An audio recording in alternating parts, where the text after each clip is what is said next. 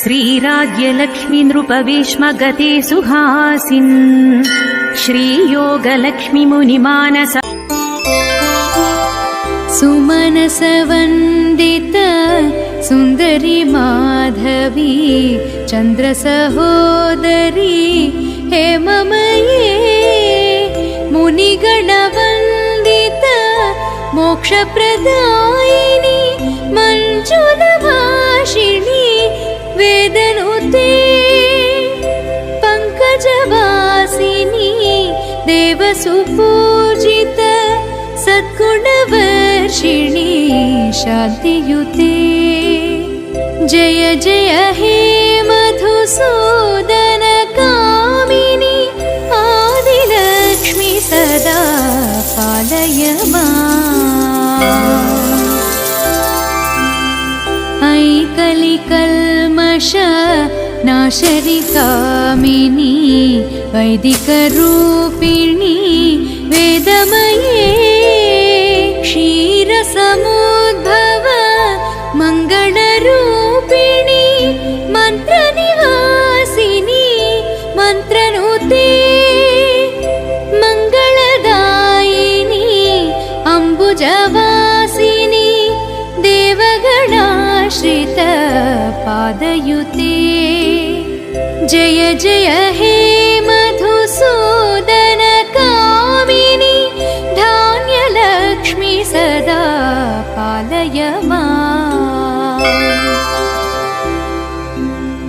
जय वरवर्षिणी वैष्णवी भार्गवी मन्त्रस्वरूपिणी मन्त्रमये सुरगणपूजित शीघ्रफलप्रद ज्ञानविकासिनी शास्त्रनुते भवभयहारिणी पापविमोचनी साधुजनाश्रित पादयुते जय जय हे मधुसूदन कामिनी धैर्यलक्ष्मी सदा पालय माम् जय जय दुर्गति नाशनि कामिनी सर्वफलप्रद शास्त्रमये रथगजतुरगपदाति समावृत परिजनमण्डित लोकनुते हरिहर ब्रह्म सुपूजित सेवित तापनिवारण पादयुते जय जय हे मधुसूदन कामिनी गजलक्ष्मी रूपेण पालय माम्